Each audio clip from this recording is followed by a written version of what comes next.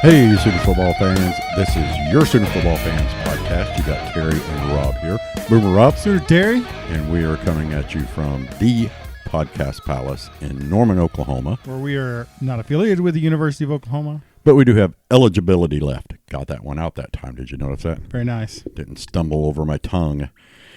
Oh, man. Rob, we got another big-time podcast coming in. We do. We will have the voice of Sooner softball joining us here shortly, Chris Plank. He also has like 500 other jobs, and I'm going to get a list of those jobs when we get him on the air. He does, the Plank Show on the Ref, and I think some Sirius XM shows, some I don't know what all. Sooner softball. Yeah, sideline reporter. So guess what we're going to talk about tonight? Softball? Softball. A little bit of softball. And I think we're going to talk to him since he's also the sideline man for the Sooner Sports Radio. You've seen him on the big screen at the games, giving the scores, halftime updates and things like that. But he was on the sidelines at the spring game. And I want to see if he saw some type of difference in the Sooners. Well, I can answer that for Chris. No. I can answer that for Chris. Yeah, he did. You think so? I think so. I think so, too. But a little bit of Sooner talk here before we get him on. Of course, the Oklahoma Sooners softball team won their 10th straight Big 12 title. And guess who was the coach of the year? In the Big 12. Gee, I wonder, what's that chick from Texas? What was her name? Oh, it was a dude, right? I don't know. Kenny Gajewski? No, it was Patty for the 10th year in a row. 10th year in a row, folks. I knew that. I was just. They should make it just straight 11. We had the 2020 COVID season that got canceled. Well, they should give them that. Well, they're going to win it. Realistically, they should go ahead and give her next year's right now as well. Right. Have you heard that? I think Chris said it either sometime this week that she's already got the number one recruiting class for next year. Yeah, the number one player coming in again next year. Yeah. Good Lord. Yeah. Well, hey. And, I was reading a deal on her today, her in the 2000 when she won her national championship, her first one, first of 5. Mm-hmm. Her husband moved back to California because they didn't have the money. She was always gone, their kids, trying to get this Division I team up. After she won a national title, her pay got hiked a little bit. She got a little raise? Yeah, she got a little raise, and he was able to move back. Wow. With the family. See, I need me a sugar mama, Terry. That's what I need. Resumes being currently accepted. Through his DMs at Big Rob on Twitter. If you have money and you want to share. And a boat. And a boat. You must show a picture of the boat. Nah, I'm just joking. But you got to have golf clubs. Yeah, golf clubs. And a golf cart. Ooh, air-conditioned one. An air-conditioned. And heated. I don't know if they make a woman that perfect.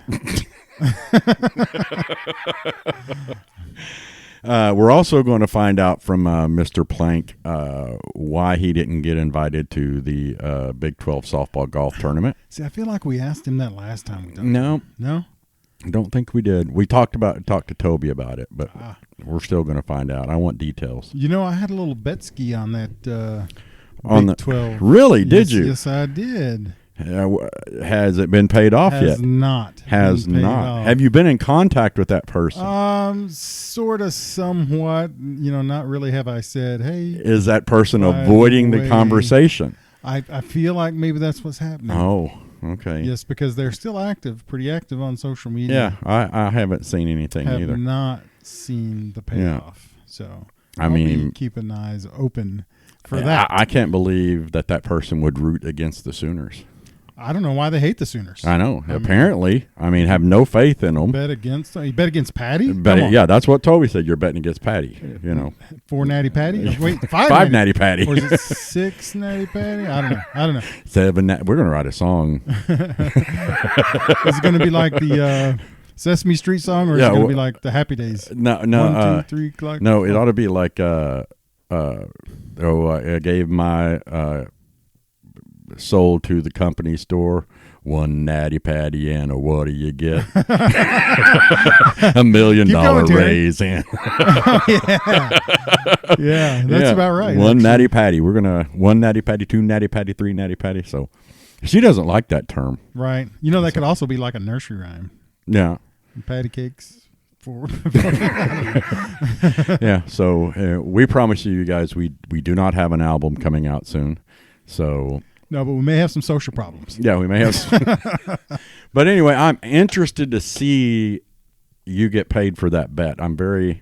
Yeah, I'm kind of waiting for that one to pay because out. I'm pretty sure had you lost a bet, but we knew that wasn't going to happen because you're a true Sooner. Well, yeah. You wouldn't bet against the Sooners ever. Or Patty. I'm pretty sure you would be being harassed every day. I would have paid up day of. Yeah. Day of. But, yeah, so... But I was pretty confident. Yeah. Pretty confident. Yeah, I mean, like I said, Oklahoma State hadn't won in Norman since 99. Since 1899? It might as well be. So, but I'm really interested to get the insights from Chris on the softball team. And if you haven't listened to Chris' show, we're going to talk about his show. It is one of the most informative shows on the Ref that you will ever listen to. Not only does he talk Sooner sports and softball, he talks all Sooner sports.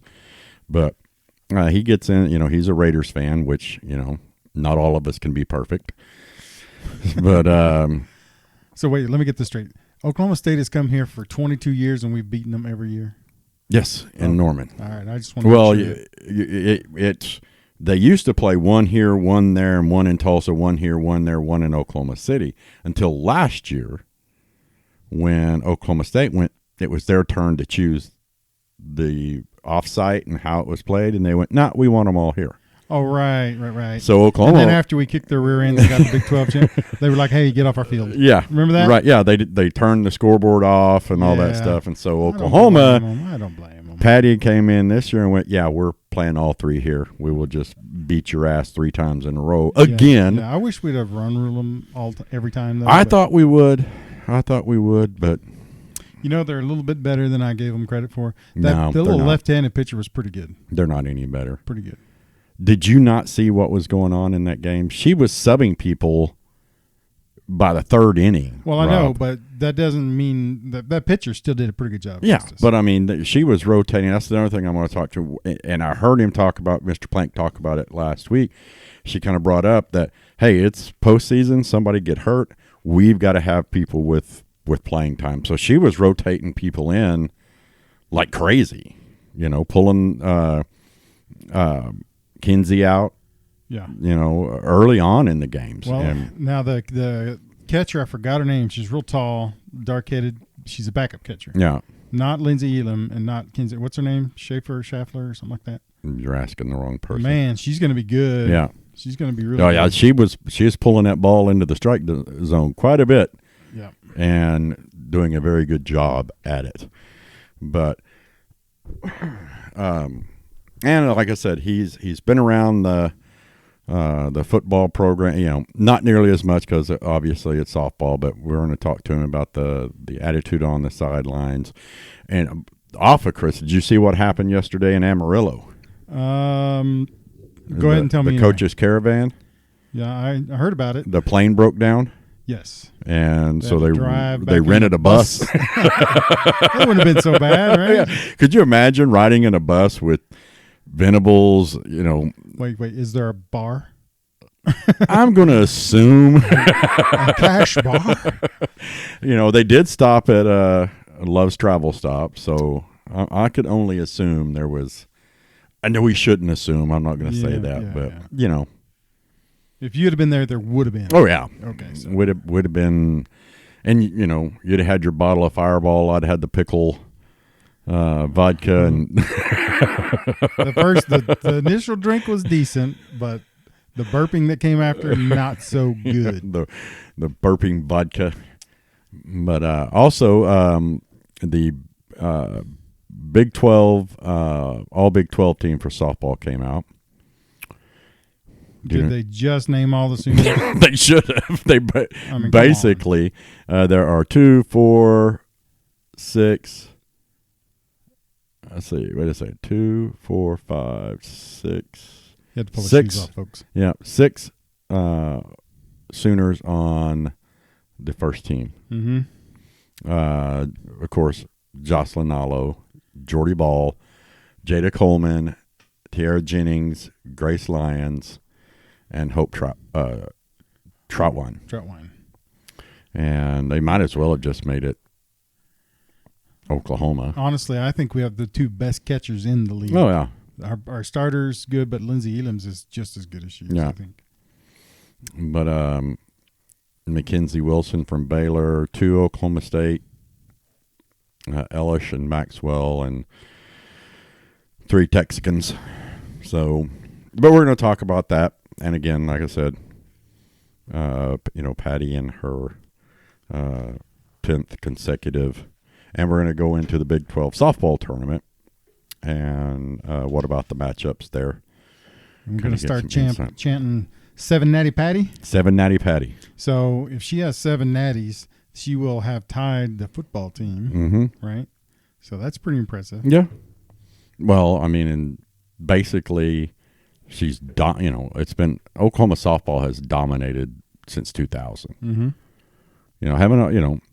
I mean, a third of the national titles in the last 22 years. If we've won 6, that's about a third, ain't it? Yeah. We're not so good at math. You're trying to make me math today. I don't know what's wrong with you. But that's but I think they've been in the College World Series.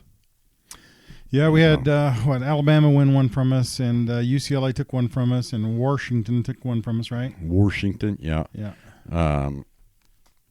Let me Google this on up here. Not Hooters, Terry. Google. Is that a Freudian slip? What happened there? Well, I went to type in Google and it got HOOT, so I guess my hands were out of place. I'm sure they were. Let's see here. I was looking at it earlier. Let's see. She started in 95, got to the regionals 1, 2, 3, 4, 5, 6 straight years. 2000 national championship. 2001 and 2, she got to the College World Series. 3, 4 to the College World Series. So 4 straight years there. Then they got to the Super Regional in 05, Regional in 08, Super Regional, Regional, and then they got in 2011 College World Series. College World Series in 12 as runner-up, 13 champions, College World Series the next year, got to a Super Regional the following year, then champion, World Series, runner-up, and champion. So basically almost every year they've been in the last. I used to play softball with one of the girls that from the what year would she have been there? 89, 90 or 90, 91? I can't remember. Becky Burrows. We got 5 national titles. Oh, 5? Yeah. I guess we were counting this year, I think we were counting this year and maybe the COVID year. They should have just give it to us in 2020. And next year, so. Yeah. That'd be pretty sweet. 3 back to back to back. Yeah, and that's a very real possibility, I think, Terry. Yep. But they almost three-peated from 2016 to 17 and 18. But I mean, think about it. Jordy Ball is probably the most dominant pitcher in softball, and she's a freshman. Yeah. But we're also going to talk to him about her record. Do you have any idea what her record is? Yeah, she's got the lone loss on her record, right? The lone loss. Yeah. Oh, you talking about Patty's record? Yeah. Oh, I thought we were talking about Jordy Ball. No, Patty's. Oh, it's something stupid. Go ahead and give it up. 1,384 wins, 342 losses, and 2 ties. What is that, about 700? 802. Oh, see, I told you I couldn't math today, Terry. 802. Yeah. That's impressive. Yeah, and in conference, she's 388 and 91. 388 and 91. So we're definitely talking about statue, right? Yeah. Yeah. How is Love's Field not called Patty's Alley or? Well, I'm thinking. I mean, we give Heisman statues, right? Mm-hmm. Deservedly so. And coaches statues. And we give coaches statues. I think obviously Patty needs her own Heisman Park, if you will. There, of course, Marita Hines is going to get tore down, and we're going to rebuild. Yeah. So wherever they build a new one, they need a statue yard. Yeah. Patty needs one. I honestly think we can talk about, put one at the field and put one in there in the coach's corral there at the Palace. Okay. I think it's deserving. I do too. I just feel like maybe that's kind of a football zone. Yeah. It's not just coaches because there's only football coaches in there. Yeah. But I'd be okay with that. Yeah. So, well, let's get a hold of Mr. Plank and get this thing a-rolling again. Let's do it. All right, Sooner fans, as promised, on the phone with us, the voice of the Oklahoma Sooners softball team, Mr. Chris Plank. Boomer, Chris. Sooner Terry, what's going on, Robert? How are you guys? We're doing great, Chris. We appreciate you coming on with us. Heck yeah, man. I love talking to you guys. It's always a joy to have you on. Now, we're going to try to get to know you a little bit more, or let people get to know you a little bit more. We know that you're the voice of the Sooners, so everybody's heard you on the radio. Because we're worldwide. I don't know if you knew that. That's right. Yeah. That's right. Global. There's one guy in Japan. There's one guy in Japan listens to us, so that's worldwide. So I'm assuming it's a guy. It could be a girl.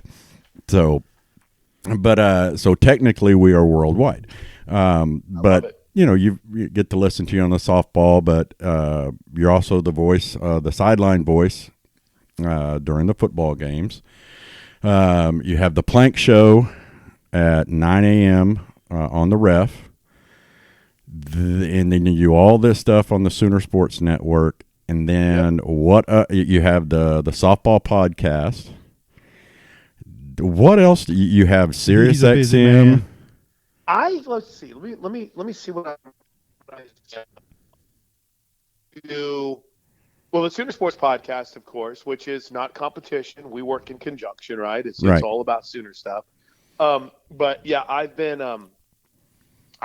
on Sirius XM for a couple of years now.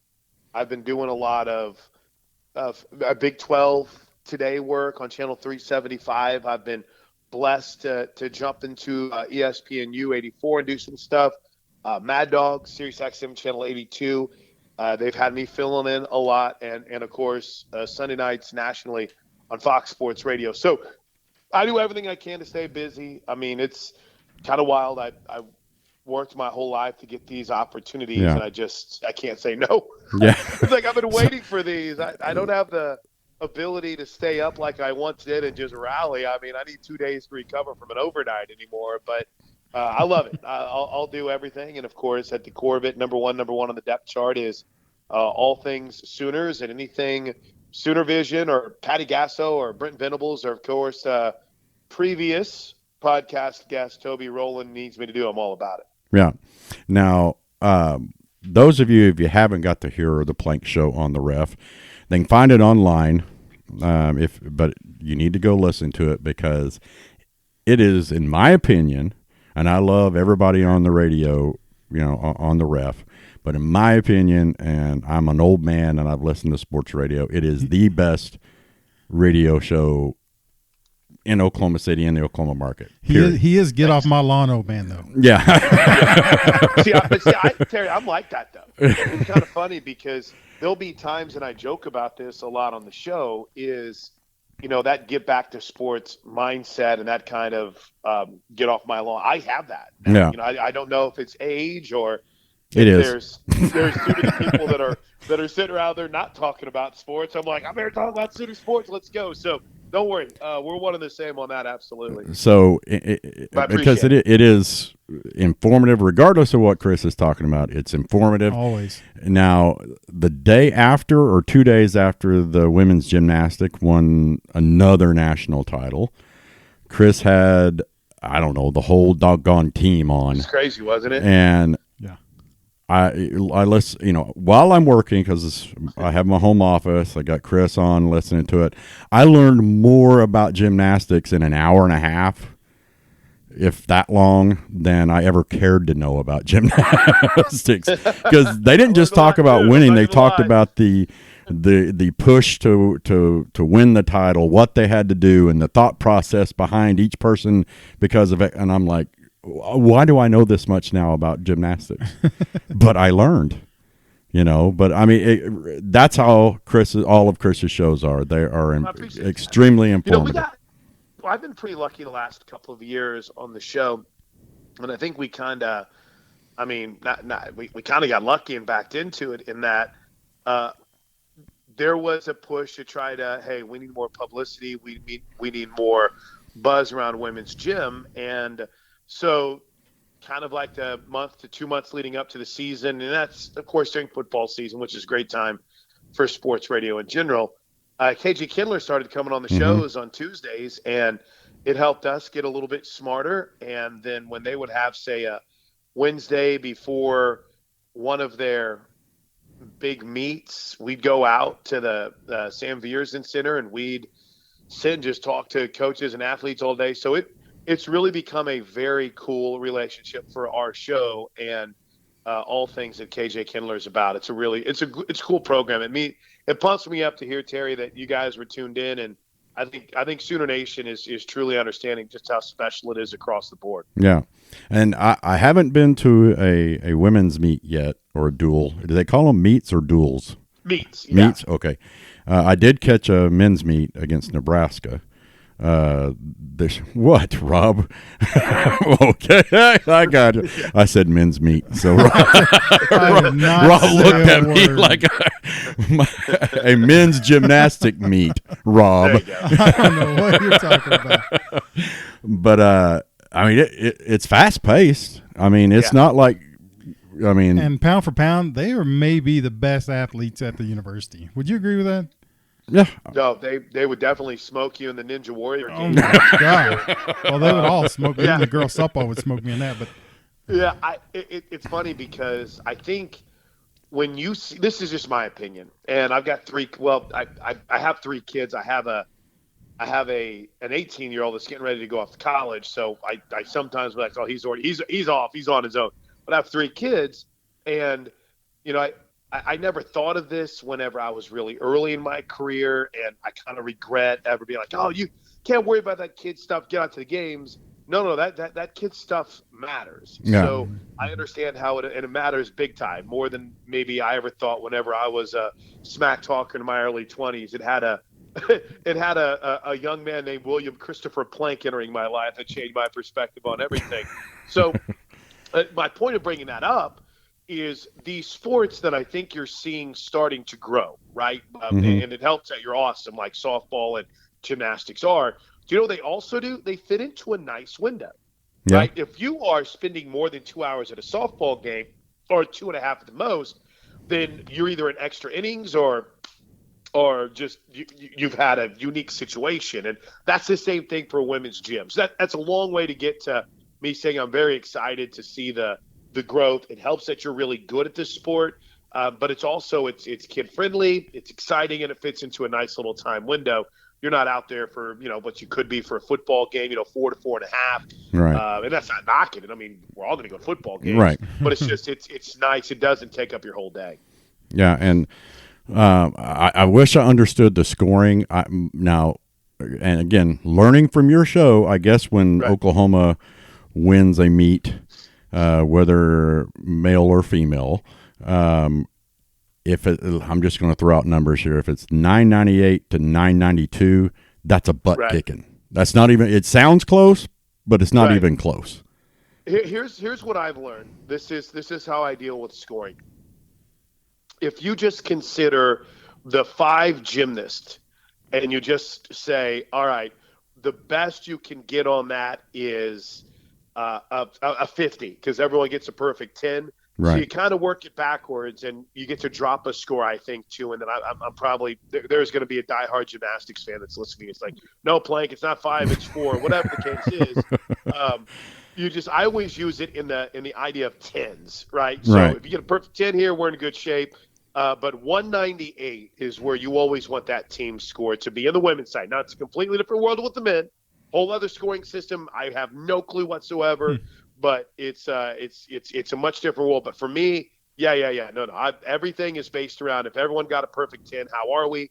And then if your total score at the end is 198 or above, then you're ridiculously good. And that's where the Sooners are. Right. So I'll continue to learn as well. Yeah, but when at the men's, it was. I thought I saw a guy die because he was on the what is it? The cross, the hooks, Rings. Yeah, the rings. What do they call those? Oh, the rings. Yeah, the rings are where you're elevated. They got the pommel horse that the rings. They go back and forth on. And he went to do something on them and came loose. It was a Nebraska guy. And those things are up in the air. They're not like a foot off the ground. Yeah, but they got pads down there. Yeah, no, he hit. It sounded like a gun went off in that play. Just boom, and he didn't move for a little bit. But you know what's wild is I was just thinking about this when you mentioned it because I've only been to a handful of men's gymnastics meets as a fan. I've never called a men's gym meet as a fan. The weekend when everything shut down for the pandemic. Mm-hmm. So what are we going back? 2020? Yep. When everything shut down, that Saturday, I was going to be taken off the softball, and I never missed a softball game.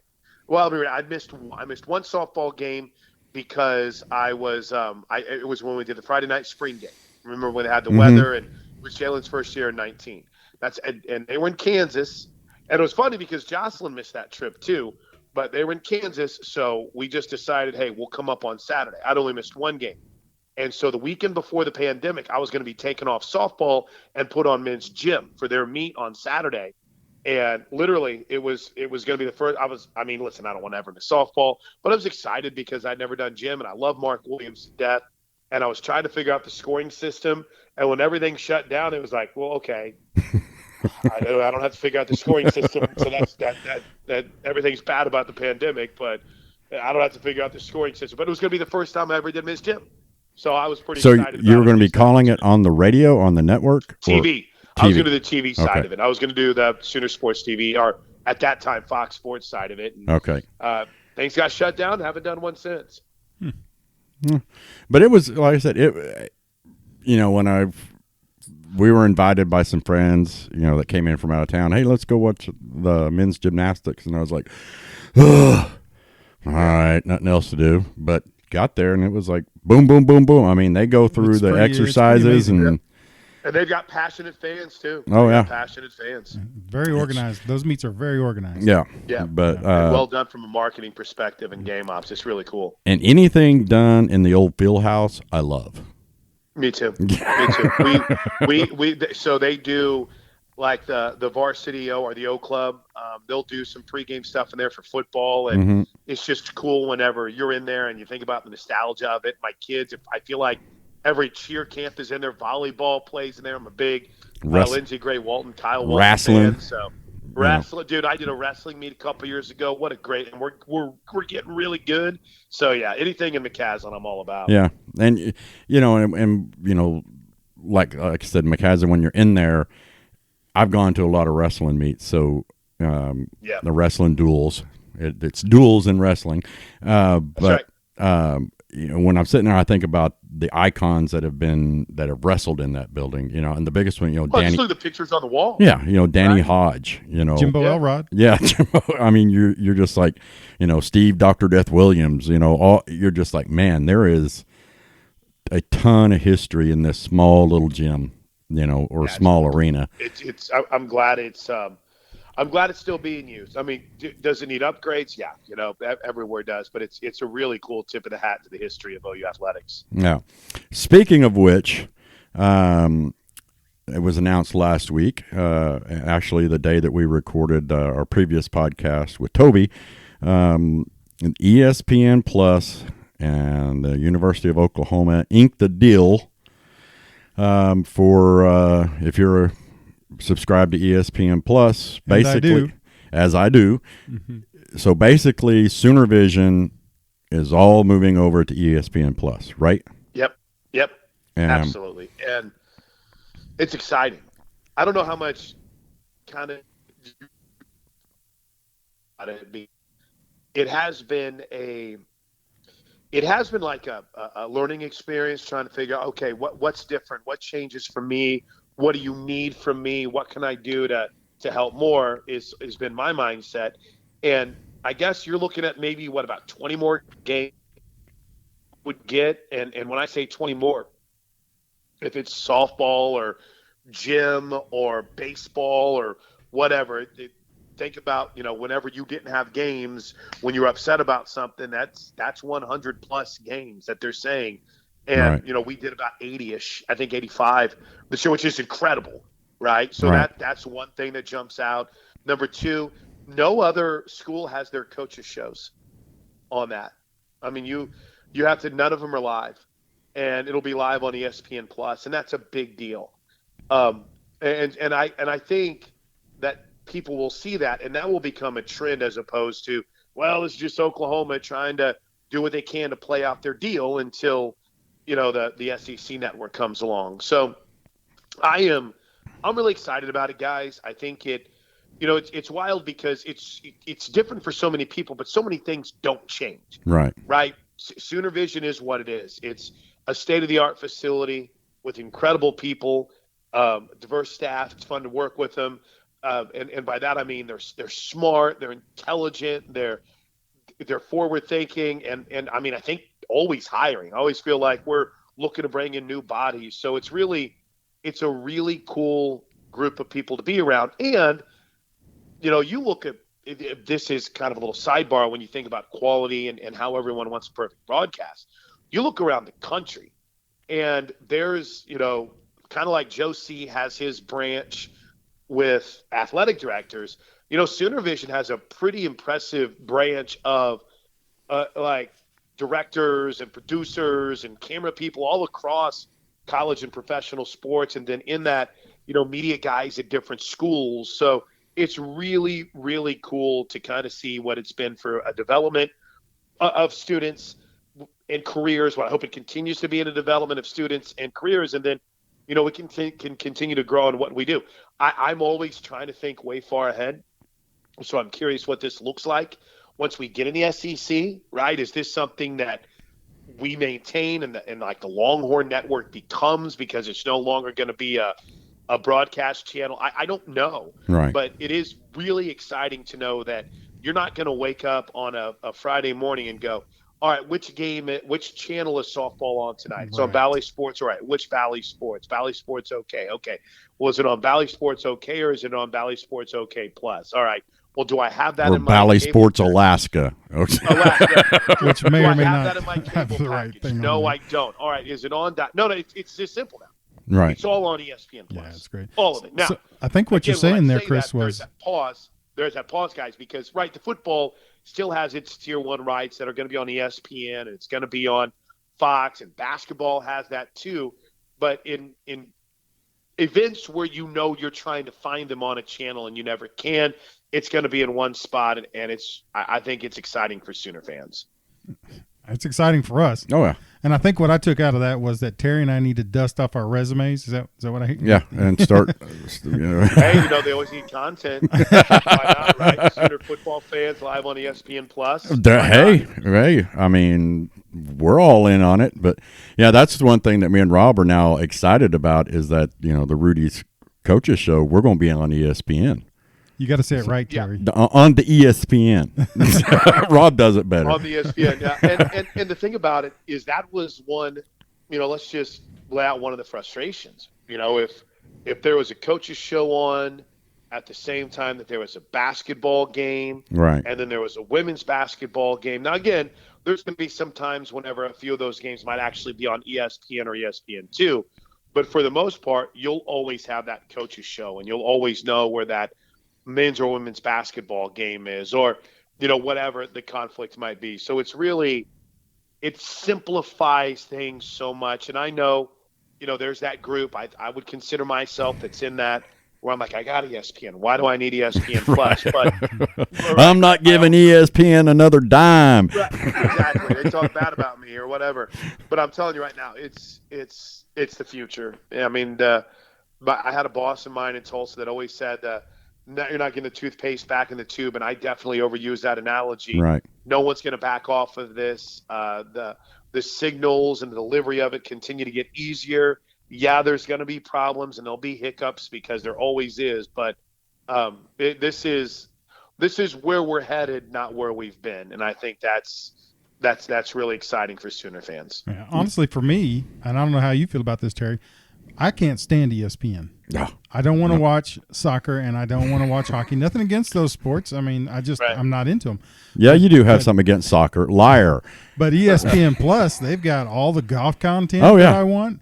And fights. I like yeah. Fights. They got baseball. ESPN Plus for me is great. Yeah. And so I'm really happy that we're going over there. And when you look at it, I mean, look at the all the flat screen TVs now, even the little 20-inch flat screens. They all come preloaded with all these apps. Mm-hmm. You don't even need dish or cable anymore if you just get Wi-Fi in your house and just load the apps. I mean, I'm sitting here, I'm thinking about it right now, guys, and I pulled it up while we were sitting here talking. And as a softball guy who calls a lot of games, I could sit here and watch the Conference USA Championship. I could watch Utah Valley and Abilene Christian, Texas A&M Corpus Christi and Nichols. They've got the Big Sky Softball Championship. They're going to SIUE and SEMO are going to play later this afternoon. I've got all the SEC tournament I want. And if I don't want to watch it because I don't like it, guess what? I don't have to click on it, and I don't have to have it forced down my throat. So right. I'm with you on that one, Rob. I agree with you 100%. I'm not a big soccer fan. I'll watch around World Cup time, but I'm also not going to be someone that will worry about it being on that platform. I just won't watch it. I'll watch the things that I want on. Right. Well, the only thing about soccer I like is Ted Lasso. So, I mean, I'll just... Got to see it. I'm still behind on that one. You haven't seen Ted Lasso? Nope. Oh, nope. My God. Yeah, it's pretty good. Everyone was dressed up as it for Halloween, and I had no idea. So, I got some work to do on that. Maybe after softball season. Well, Caleb, my youngest son, he's any sport, you name it, he loves it. I mean, soccer, hockey. He was at the house this weekend, and I come walking around the corner. I was outside doing something, come in, and he had hockey. I'm like, why are you watching hockey? It's like, well, I want to know, whoever was on. But, he was just hounded me on Ted Lasso, Dad. And I'm like, it's a soccer. No, you got to watch it. It's the best show you'll ever watch. And sure enough, I watched it and just, I think in 3 days, watched got completely caught up. But, no, but that's my summer. Yeah, I agree. I was excited when I saw it. I thought, they're, like I said, I mean, now you just pull up ESPN Plus every day and find what Sooner sport you want to watch that day, or what Sooner show you want to watch that day. It's going to be there, and it's not like it's its own. It's not its own entity of it. It's just it'll just show up as OU men's basketball versus West Virginia or something like that, right? Mm-hmm. It's not its own little. It's not an app within the app. It's not an app within the app, is what I'm saying. Yeah. No, yeah, you're right. Yeah, that's you'll be. I think you'll be able to find it pretty easily. Yeah. That's, knowing how easily I'm able to look through this thing right now as I'm scrolling through it as we speak, I hope it's not too challenging at all for me, because as simple as they've made this, if they botch this one up as far as me being able to find things, then we really may have to do a lot of editing on this podcast. Well, and I'll tell you that it is, the Sooner Sports app, I get frustrated with it because it's like watch live, and I figured out now if it's in color, it's on. If it's not in color, but I'm like, I see what you're saying. Yeah, I see what you're saying. Yeah, I've gone to it. It's like, oh, baseball, and I'll turn it on. And I'm just like, what? It says watch live, but it's maybe a future game. So yeah, I've cussed at the OU app on the TV once or twice. But let's get in to a little bit of softball. The Oklahoma Sooners won their 10th straight. Really, let's call it 11th straight. We're going to call it 11th straight. Going to give them 2020. Yeah, we're going to give them 2020. We're seriously considering going ahead and counting next year. but Might be able to. They clinched another Big 12 title. I have a question, and it bothered me when I saw all this stuff, and people may think but what the heck was all the love given to Oklahoma State seniors that night? That's been a tradition. I don't care. That it's all across softball. No, that to me was like watching Samaje Perine take a knee at the 1 yard line. It's Oklahoma State. Right. I mean, have them come out and get roses, then throw softballs at them. I would have been much. If it makes you feel any better, and I don't think it will, but OSU did the same thing for us last year. Don't care. And in every year, people probably get tired of me telling everyone how long I've done games, but in every year since I've called play-by-play, in 2016 was my first year. I feel like that's been a fairly regular tradition. So it was nothing new just for that weekend. It was Oklahoma. It's pretty regular, yeah. I'd have been okay if it was Kansas or. He's just an angry guy. It is like they showed the picture of them, honoring their. I'm like, why? What? This is a thing. Yeah, it's always like has been, man. It's like Rob is on the same side of this as well. When Samaje took a knee, I think you were at the house. Yeah, still angers me. Yeah, we jumped up. It's like score. Yeah, when he took a knee, we and him both jumped up and we're like, "What are you doing?" Yeah. No, I would have rather him turned around and backed into the end zone than take a knee, But yeah, I'm just not forgiving Okie Stank any love whatsoever at all. I just. How you feel about that 45 national championship? Yeah. But man, I mean, where do you start talking about the Sooners season? I mean, it's I guess with Patty first. Well, let's just we're calling her Patty like I know her. Right. Just give us your best moment of the entire season, Chris. We'd like to hear, the kind of the details. I mean, if you could. There's the obvious one. Being in Hawaii when Jocelyn hit number 96, and this is a weird, nerdy part of it, but I'll tell, and I think most fans will understand, is we had been waiting. So it's funny, Patrick Dunn and I, he's become one of my best friends. He's the media relations guy for softball. For, I think, the second week of the season.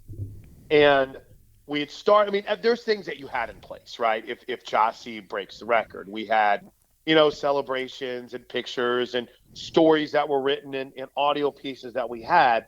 But it was almost as if you'd kind of thought, all right, well, the number where we kind of had as far as trending, right? Mm-hmm. It wasn't quite where we thought it would happen in Houston. And then lo and behold, she hits 4 in one day, and you're like, oh no, this is happening. And she ties the record on that Saturday. She hits 95, and immediately at that moment, you're like, oh my gosh, she's gonna break this thing. And so we kind of, it's funny if you go back and thankfully maybe this broadcast is lost somewhere. When she hit 94. It was just, and I'm like, wait, is that literally the call is that 93? And Pat goes, that's 94. You can hear it in the call because it just was such an electric day. So it was kind of wild to think how, looking back for me personally, how it was, my gosh, she's going to break this thing. And I think those 4 you're talking about, they weren't just little home runs. She hit them out of the city limits, didn't almost she? None of hers. None of them are. The home runs that were the smallest or shortest that she hit might have been the one on Saturday against OSU that got over the wall. But they were bombs, man. So, long answer to a short, good question, Rob. I think being in Hawaii, and then that nerdy part of it is, had she not broke the record that night, then our call wouldn't have been what was on the video. So we got to have that moment, Pat and Rayleigh Pogue and Whitley Simmons and all of us who travel together, and they work on the softball side and I'm the radio guy. But, to be there for that, and having the relationship that I've been able to develop with her family, and just seeing how emotional she was, it was, dude, as long as I live, I'll never be able to just replicate how incredible that whole weekend was. So that would be number one. I would say the Friday night when they won the Big 12 championship was pretty wild. I mean, again, like I said, it's my 7th season. I've never seen them celebrate a championship like that. So that was really, really cool to see. But it's been an incredible year with some exhilarating highs. There's been one low. Unfortunately, it came against Texas, and maybe a couple of other games where they got by the skin of their teeth. But it's been a really fun season, and I feel like they're just getting started. Now, you had said on your show that when they lost to Texas this year, Patty wasn't upset. When they lost to Georgia last year, she was upset. What was the I don't know. Yeah, here's what I think it was: is when they lost to Texas. And I think Coach had said this to me a couple of times, and she says it a lot in her media veil, so I'm not trying to be like one of those guys. Coach told me. But she always says we're going to be better because of this. Right. And I think this year they lost a game against Texas where they didn't do a lot of things wrong, right? I mean, they just got beat. They got outpitched on that one Saturday in Austin. There wasn't a bunch of errors. There wasn't a bunch of mistakes. They just, for lack of an unfortunate way to put it, Terry, they got beat. And I think last year against Georgia, maybe there wasn't quite that attention to detail that she needed to see. And they had lost that game and did a lot of things wrong in that game to Georgia. So I think that's what's different. And again, it was wild because they kind of both happened at the same point in the season, right? One was a regular season game and one was a Big 12 game. I think the leadership of this team and having 5 super seniors, and then, Grace Lyons at shortstop, and what Jordy's done in the circle this year, I think that led to a confidence where, let's make sure we got their attention. We do. And literally, man, they have been on another level ever since. I mean, a Friday close game against Iowa State, a tight game on Saturday against Oklahoma State, and that's it. I mean, they've blown the doors off just about everyone else. Everyone. So they've ever since then. Yeah, I don't think she was too mad, because I think it was one of those. Okay, good. I've got their attention. That people are saying nice things about them and they deserve it, but attention reestablished, in that we've got to continue to improve on the finer things. Yeah. Hey, Chris, I got a couple of quick questions for you. Sure. The first one is what does your ring collection look like? And the second one is, would you ever, in your wildest dreams, bet against Patty? Okay. But the second answer first: never ever no on anything. If it's softball, if it's Uno, if it's golf, if it's watching her on the treadmill, whatever it is, I'm never going to bet against her. Nor do I think I could beat her at any of them. Number two, it's cool that you brought the rings, Rob, because I've been lucky to where I've been on like the Big 12 championship ring list for football, and so I've always been blessed for the last couple of years to get those. This year is my first ever big national championship ring I got for softball. So I never got one before, and I got one. And it's funny because Jake Scroggins, who's the equipment guy, we were talking about ring sizes, and he goes, dude, just get a big one. He's like, it's not like you're ever going to wear it. So I've got this big knuckle buster. My dad is always so proud of those. He bought me this little thing to put my rings on because he's just been so excited about it. So, yeah, they've all got my name on them, so it's even cooler. But none of them are as special as that national championship ring, man. And to know what that team went through, it's kind of wild. Not to dovetail off on a side road, but you look at last year's team that won the national championship at this point versus this year's team at this point. It's wild to think that the best pitcher in the World Series hadn't even come close to finding her groove yet, right? G. Juarez last year didn't even pitch in the Super Regionals. Didn't even pitch in the Super Regionals. It was Nicole May and Shannon Sale. And so that's where I sit with this year's team and think, wow, how much better can they be? Because this is a pretty incredible level, and their pitching has just been incredible all season long. So, yeah, I look at that ring, and that one's pretty special to me to have that national championship ring and thinking of everything they overcame last year. Yeah, and, Patty, I think the last time I heard her on your show, you were talking about subs because me and Rob were talking about before we got you on. I don't know if people realized that she was subbing people early on in the 3 games against Oklahoma State, wasn't she? She'll do that a lot, though. Yeah. She'll move people around. But and here's the thing that's kind of sucked about it this year. If you can complain about run rule wins, but she'll even tell you this, that's at the best what they have at like 38. You do the math, that's 2 innings. So that's 76. So that's what, nine, almost 10 games they haven't played this year because of run rules. Right. And in those 9 or 10 games, that's innings for Sophia Nugent, and right. that's opportunities for Taria Coleman and Hannah Core and these freshmen. And so, and a Grace Screen to try to get on track, whatever it might be. So to me, it's really cool to see how they found those ways to get some other players involved whenever those opportunities haven't been there this year like they usually are in years past. Yeah, it just seemed, me watching it, again, I haven't been able to see a lot of the games, but it just, she subbed Kinsey early on, Yep. And I was like, okay, she was playing a lot of people this weekend. Yeah, a lot of people.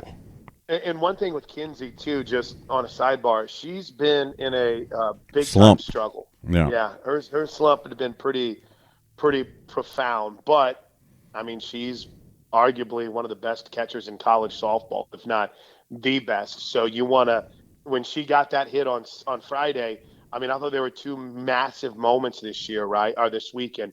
Kinsey Hansen getting that hit that pretty much gave separation and clinched the Big 12 championship on Friday, and to see Nicole May come back in and finish what she started. Now, in I guess in a perfect world, would you have to worry about a pitcher getting back confidence or anything of that nature? No, because you've got, Jordy and you've got Hope. But, Nicole May was the star of the Super Regionals last year, right. Star. And there's been a handful of games, go back. Kansas did a pretty nice job against Jordy, obviously Texas, and she's thrown a lot of innings this year. I think it's big to see a Nicole May having some success that she's had, because I think her and Hope are going to be huge guys for OU to win a national championship this year. Agreed. Yeah. Hey, are we losing Kinsey Hansen and Lindsey Elam? Those are both of our catchers now. I know. No, just Elam. Okay. Just Elam. And I know I get confused about it a lot too, because you got 5 super seniors. I'll try to do this off the top of my head, and it's Elam, Taylon Snow, Hope Troutwine, Jana Johns, and Jocelyn Allo. So you lose those 5 super seniors, but everyone else is back. So even though this would have been the last year for Grace Screens and Grace Lyons, they've got another year back, and Kinsey Hansen actually has 2 more seasons. So, there is a chance, if they get working on some construction here, her final season could be played at Love's Field. So that's pretty exciting. That is good. Yeah, we think it needs to be called like, Natty Patty's backyard or something like that. I'm sure it'll have plenty of nicknames. But you give me $16 million, you can put your name on just about anything. That's right. You can name my kids. I'll rename my last name to Loves. I'll be Chris Loves from here on out. We were actually talking about this with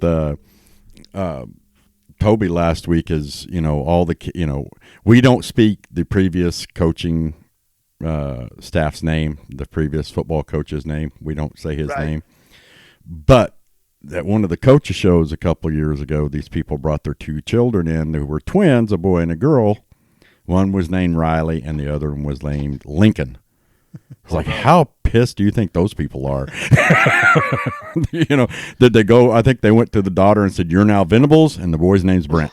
So your first name Brent, right? I like it. But what do you? Or just name him Baker. You're yeah. Well, I guarantee you, in 18 years, that's going to be half the population of Oklahoma is going to be named Baker. So, exactly. So what are your thoughts, or give people your thoughts? I heard them today on your show about the new Big 12 softball lineup. Basically a single elimination, one and done. No pool play. What are your thoughts? Why did they? I like it. I like it.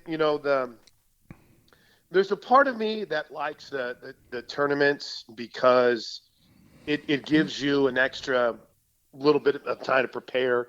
There's a part of me that doesn't because you've already won it. It's like, what are we doing here? Why are we doing this? But right. Couple of things happen here for the Sooners. Number one, I think you're going to see, you were talking about this earlier, Terry, against Oklahoma State. I think you're going to see a lot of people play this weekend. I really do. I think you'll see a lot of different, but I think you'll see a little bit more Nicole May, maybe, a little bit more of Hope Troutwine. I think you might even see, if they try to get, Macy McAdoo, unfortunately, has had some control problems, and I don't know if she's 100%, but I would be willing to bet that you'll see a lot of some of the newcomers, maybe seeing Hannah Core play a little defense because you've got to get everyone acclimated to that stadium. Right. So you get 2 games to do it. Now, granted, they played a series there earlier this year, and it was a hella packed. It blew my mind, the great crowds that were there. But to your point, they used to do pool play in 6 of the 7, only 7 teams play softball in the Big 12. 6 of the 7 teams in the Big 12 would make it. So you'd have 2 pools. One pool would have the 1 seed, the 4 seed, and the 6 seed, and the other one would have 2, 3, and 5. And then the best record after pool play in Pool A would play the best record Pool B, and then they would have a 3rd place and a 5th place game. So you would have a guarantee of 3 games. Right. Well, that guarantee of 3 games was overshadowed by a team doesn't get to go, and you might play 2 of your 3 games on the auxiliary field. So they have decided they're going to go to brackets. It's going to be your traditional tournament, and your 1 seed gets a bye, so Oklahoma doesn't have to worry about playing tomorrow in the heat. They'll be put smack dab in the middle of it at 1 o'clock on Friday against the winner of Iowa State and Baylor, then a championship game on Saturday at 2 against likely Oklahoma State or Texas. But there's always an upset in this Big 12 tournament. Someone seems to get upset. A couple years ago, Oklahoma State upset Baylor and ended up in the title game. So I like it. And it's fun because it gets you to Oklahoma City.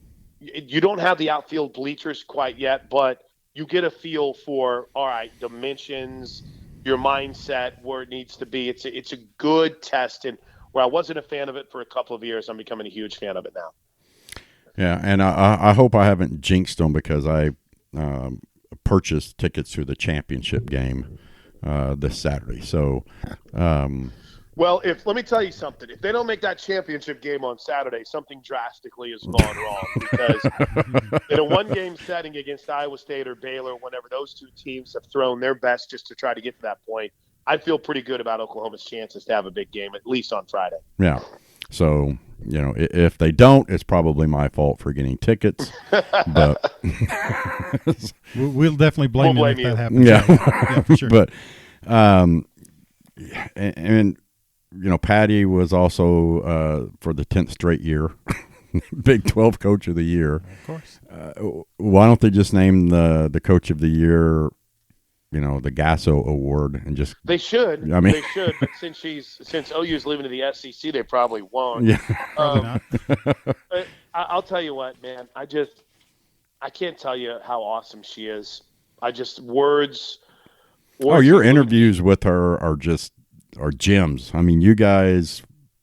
Listen, I can't think of any other way to put it, but immediately when I see her, she just starts busting on me like you couldn't imagine. You want to see your boy cut down to size.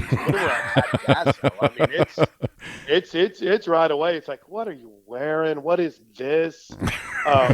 Really, no shade. What I get in trouble with for the most is she'll bust on me for wearing sandals with like long pants. Like I love to wear flip flops, but she's like, you cannot wear these flip flops anymore with long pants. You're gonna wear flip flops, you gotta do it with shorts. I got to agree with But her no, on in that all one, Chris. seriousness, yeah, she's probably right.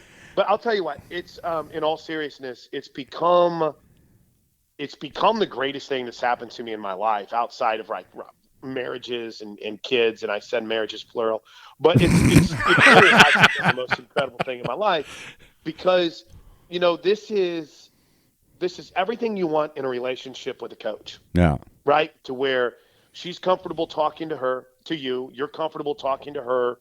I have a lot of questions about pitching because I don't know, and I don't have to be Johnny Know It All on the internet. I don't know, and so I'll go to Jen Rocha and I'll ask and I'll learn, and I'll go to JT, who I think he wouldn't mind me saying has become one of my better friends, in sports, and it's eye opening how much you can learn, and sometimes I'll be like, okay, hold on. I need this like dry erase boarded out for me. I need you to slow it down for me. But they always teach me. Let me give you a cool example just about that relationship. We were sitting post game after Texas, the first game against Texas, and they had called Jordy for two illegal pitches. And I'm sitting, and we had a lot of debate on the radio about what it was for because the umpires don't tell you anything. And again, that's not a bust on the umpires. It's just the technology isn't there yet where I wouldn't mind them just turning around and saying, yelling, hey, we got her for not pausing or whatever. And I'm in this dinner area where we're having dinner and I'm asking Jen Roach about it. And Jordy Ball goes, do you want me to show you? And I'm like, let's go. And so she stands there and she shows you what she was doing wrong and how she fixed it. It helps me relate things to the fans. And then, there's Jen Rocha with one more eye on it and Patty Gasso that says, yeah, and don't forget about this. So, that relationship has been so cool. I hope it translates to the radio listeners to where, listen, I'm not the guy who coached my kid's softball team, right? I don't have a travel squad on the side or anything. I love the sport. And I hope that knowledge they give me, I hope I do a good job of translating it to the air when I'm solo. I know my analysts do if it's Aaron Miller or if it's DJ Sanchez or Destiny or obviously Nicole Mendez. They're incredible at translating it. And then if I say something, where I'm confused, they're usually able to answer it pretty quick, or they'll look at you and go, I don't know either. So it's really been an awesome relationship. And it's just like I'm sitting up, I'm watching Utah softball games because I want to see how DJ does. I'm watching, and Paige Parker is their pitching coach, and it's a really, really cool family that goes just beyond Patty. It's the whole team. It's that whole coaching staff. And I know we use that, and it sounds corny, and you can cue like the Vin Diesel meme that says we're family, and that's fine. I'll wear it. But it's truly what it is, and everyone is treated like part of the team, and it's really neat. No, I can tell you, my neighbors. I always throw this out there. Rob gets tired of it, I'm sure, but some of the softball players are my neighbors. They live next door, Cool.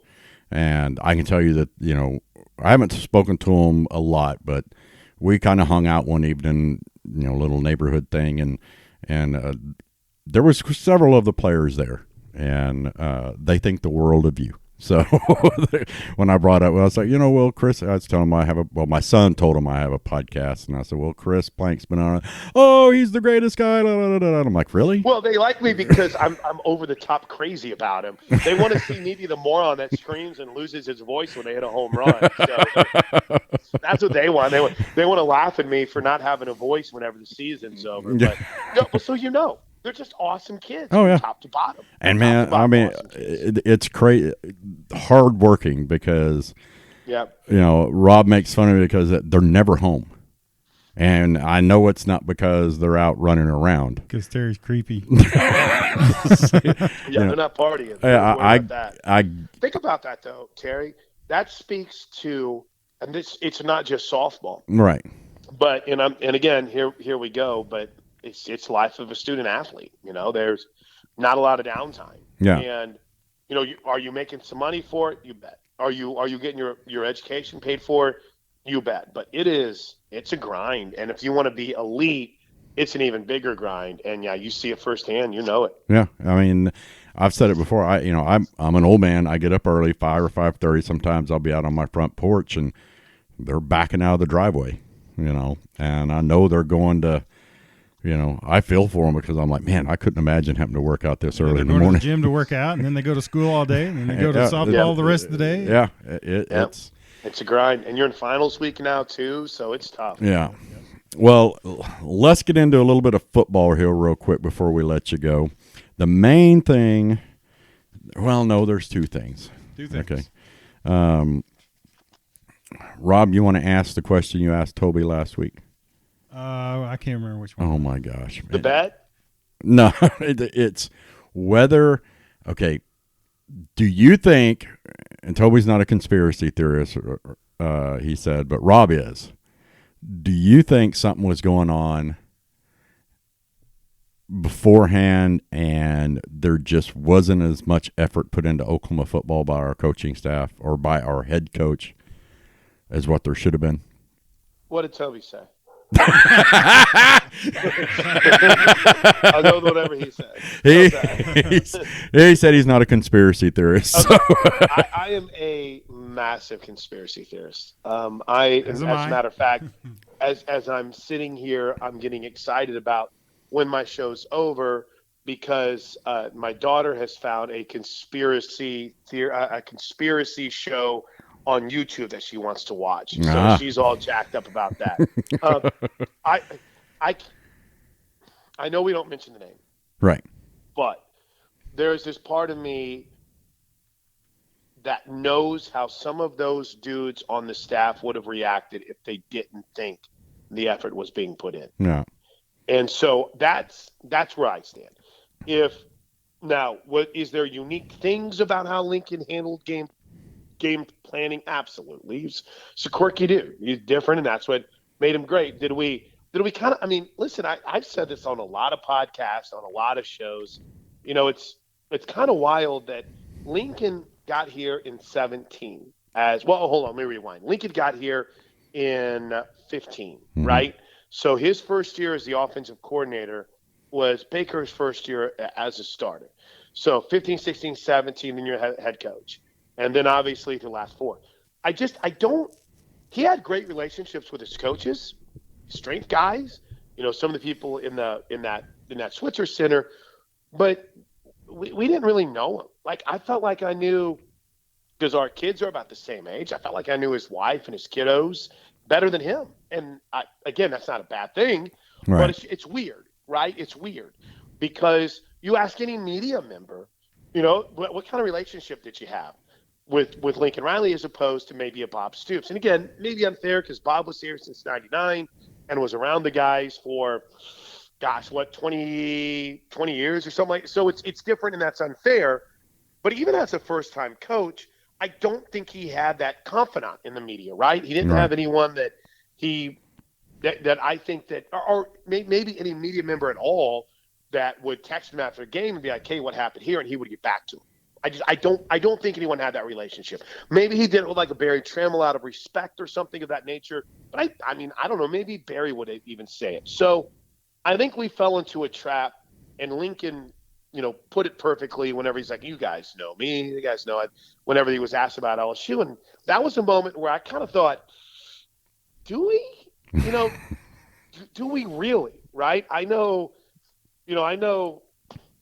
that your kids and my kids are in 405 dance together, and your daughter's a really good softball player, and that, your wife is awesome and being super mom, but do I really know what Lincoln's into? Do I know what he's all about? Do I know what his ultimate goals is? I think we all assume some things. Right. So I have no other choice, guys, but to take him at his word. Not that this thing happened in hours. I'll never believe that. Yeah, that's the dumbest statement. That the focus was where it needed to be. And I base that just in the fact that there's dudes on that staff that would have let him know if it wasn't being attended to like it should be. No. I just, as fans, Rob and I have talked about it on different, there's just things that you saw normally happen? There's so many, and we could list them. I don't want to do that now. Well, hey, listen, go read and look what Brent Venables said at the Amarillo pit. Yeah, I mean there was a lot of casualness and right, and whenever he said we had to strip it down to its bolts, I was like, whoa, that was and I, again, I'm not in on anything, but I've seen it, right? I mean, right. I know what he's talking about because I've seen how it's been stripped down to the bolts, and it's like, he ain't kidding. And I thought Baker said it best at halftime of his statue unveil. He said, and we're back, but it's not like we've ever been gone, but we're back. And that was a moment where you're like, he's right. And it's a different feel. Now, there might be some patience in there, right? That Axel warned us. It takes time. We need a little patience. But I think that everything is going to work out for the better. And I can't sit here as a diehard Oklahoma Sooner football fan who is passionate about this university and loves this program. I can't allow myself to believe that anyone that was tasked with putting these guys in the best position didn't allow that to happen, because it would make me crazy, which is probably why so many people get mad about it on Twitter, because they get as crazy as I do. So maybe they let it be known. I try to keep it inside.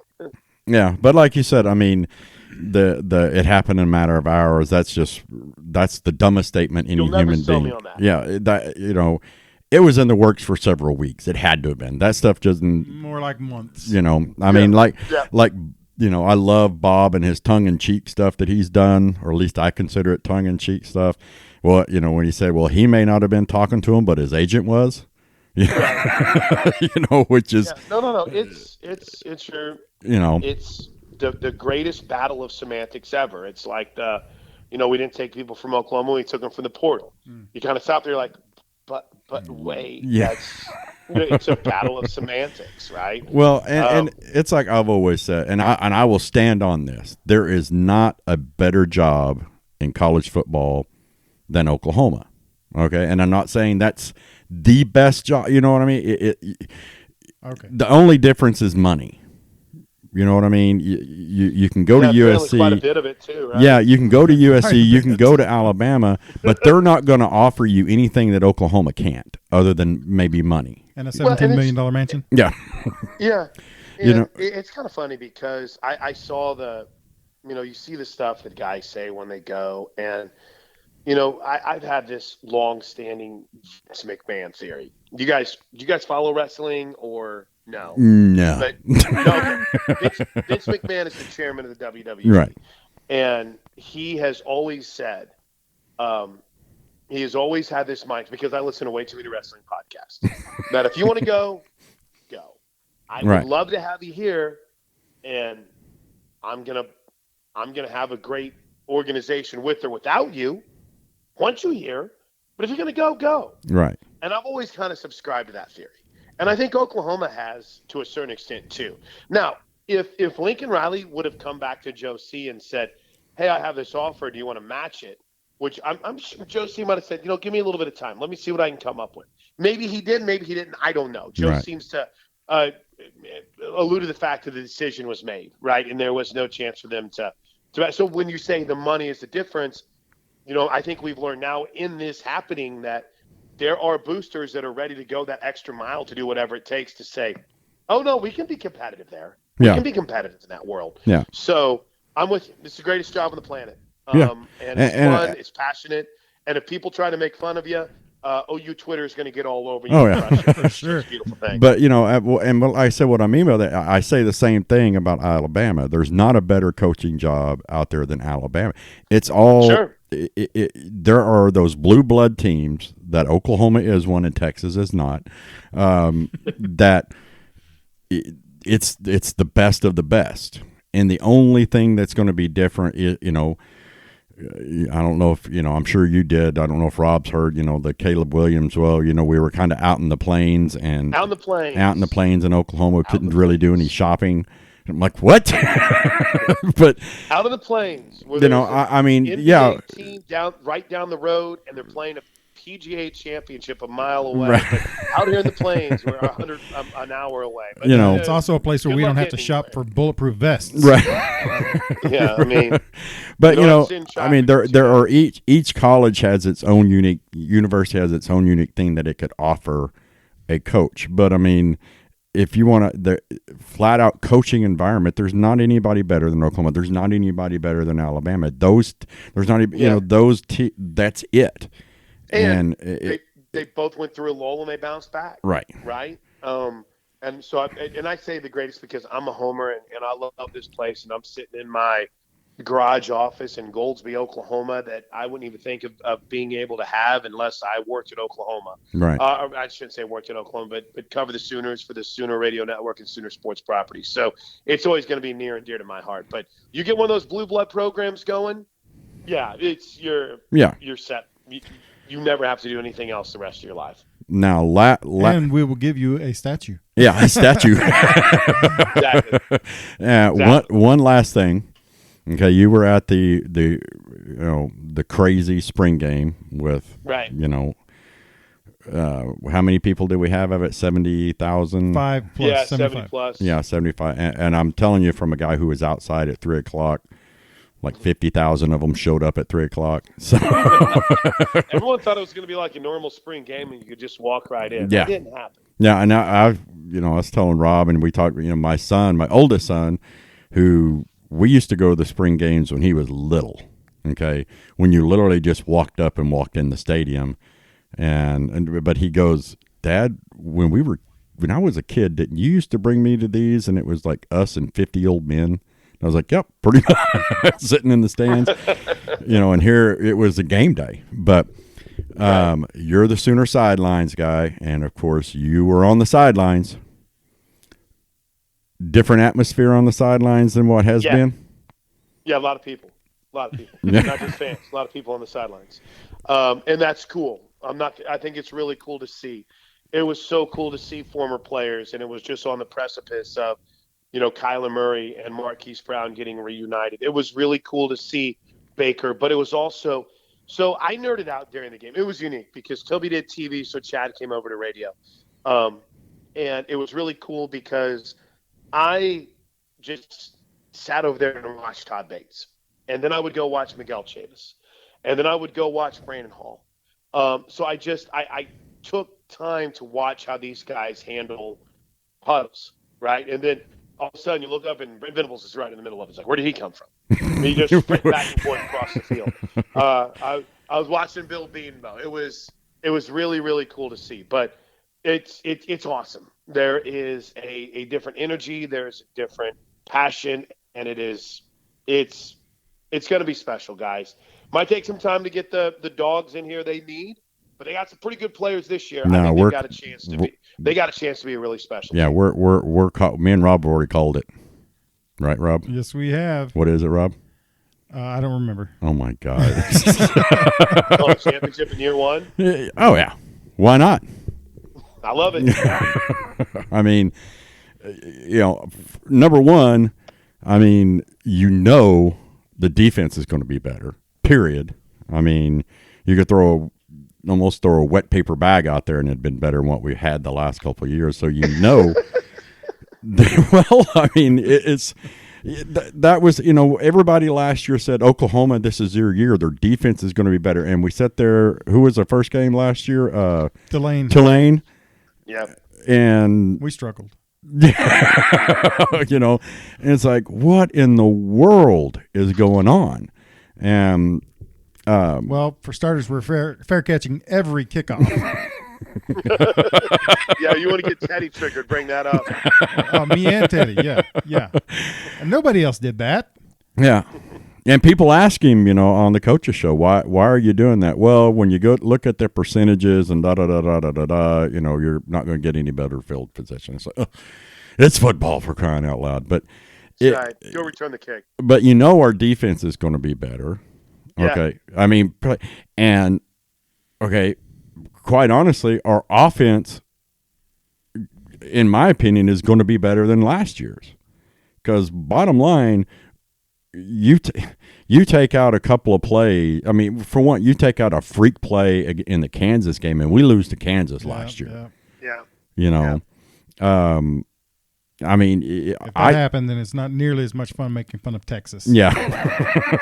I'm just saying. And they got more experienced quarterback too. I think that helps a lot. Yeah. That Dylan's been in these situations. Caleb had not, so I think that's going to help him out a lot. And he knows Jeff Levy's offense too. Right.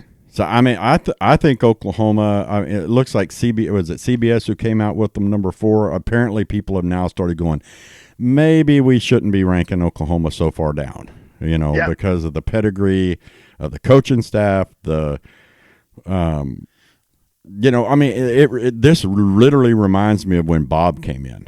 You know what I mean? I mean, Blake was. I mean, God rest his soul. Great recruiter. Right. Great recruiter. Terrible coach.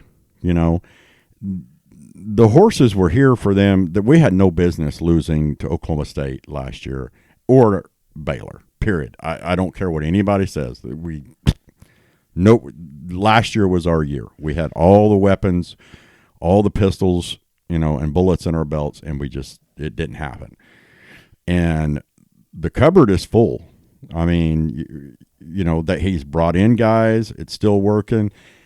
I just think a whole different mentality of guys who are, and you listen to the guys who left this year going, what was it? The guy that got drafted by the Browns just went blank. The defensive tackle. Mike Woods or Isaiah Thomas or Perion Winfrey.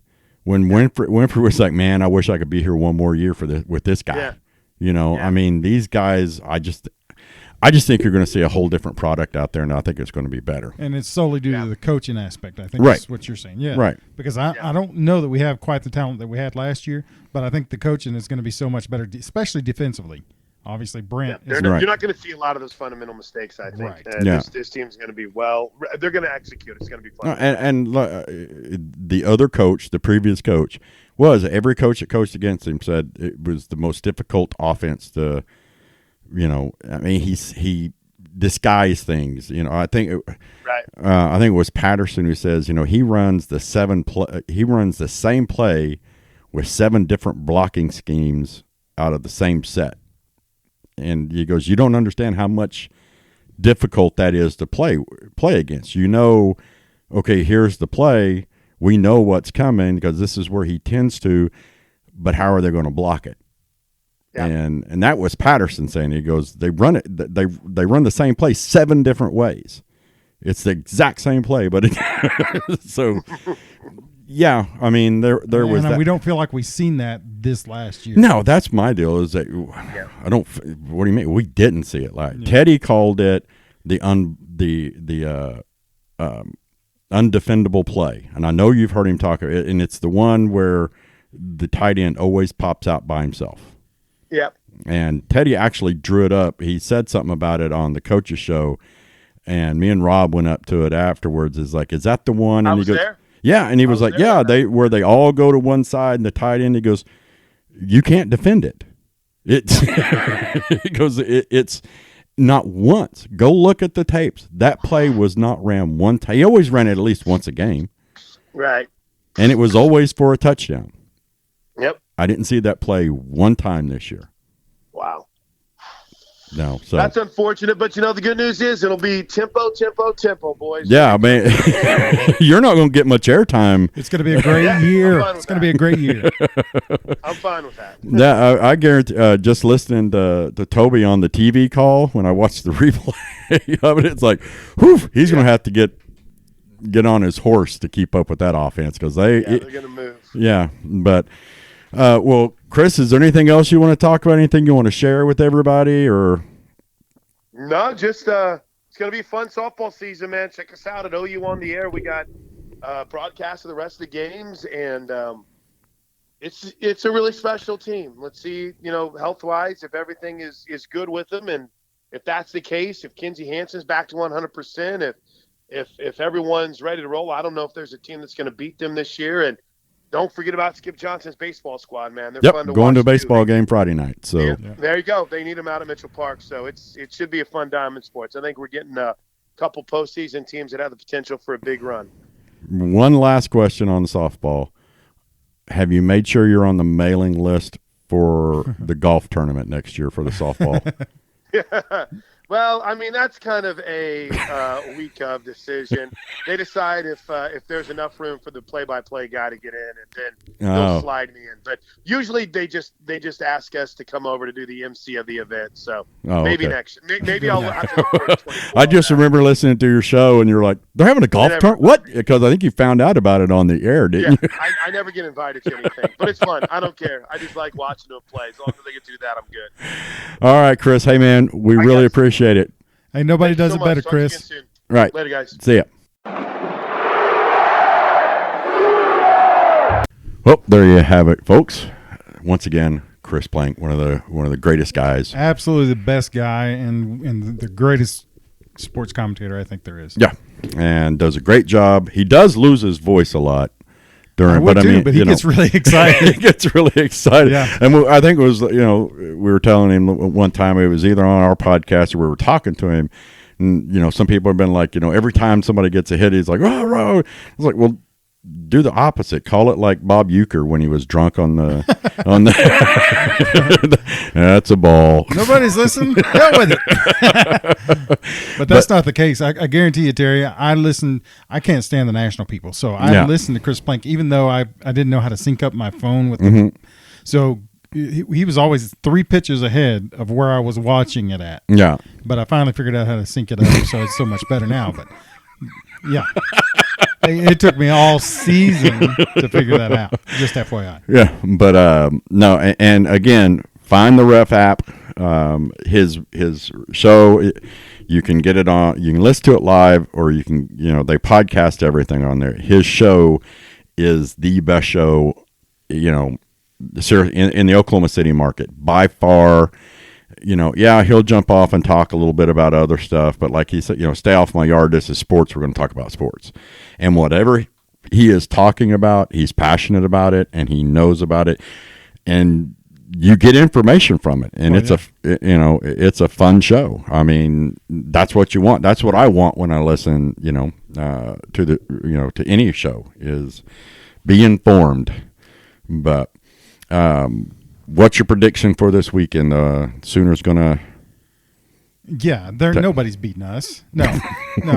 The only way that we could even possibly is if everybody went into a slump at the same time, and that's just not going to happen because 1 to 9, we've got the best players in the country, and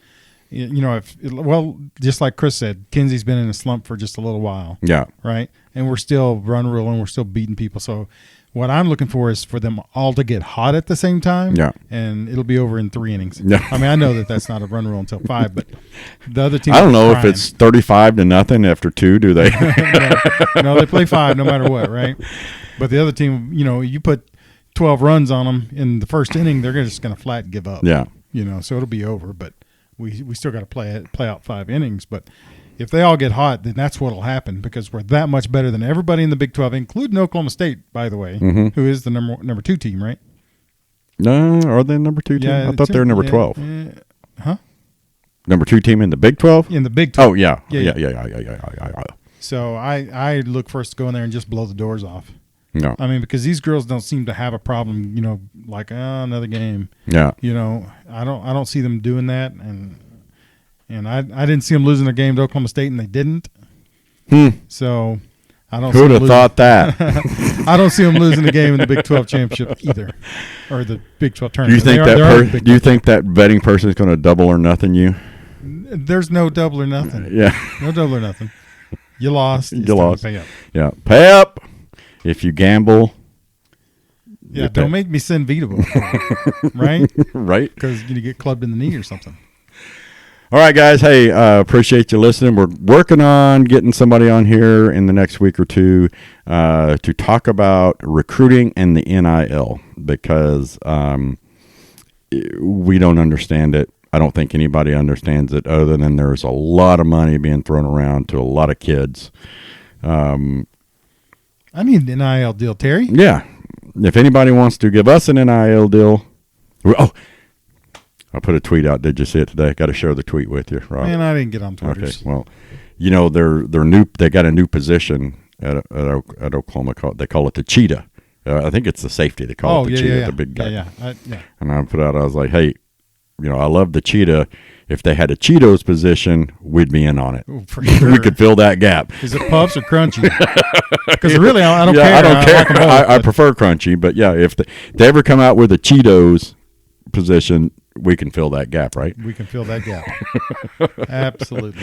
Yeah, that's all I thought when I said, ooh, they got a cheetah position. Lick my fingers all day. Yep. That's the podcast, guys. Appreciate y'all listening. Boomer Rob. Sooner Terry. Hey, hold on, hold. Bag up, Terry. Put in reverse, Terry. Put in reverse. Oh!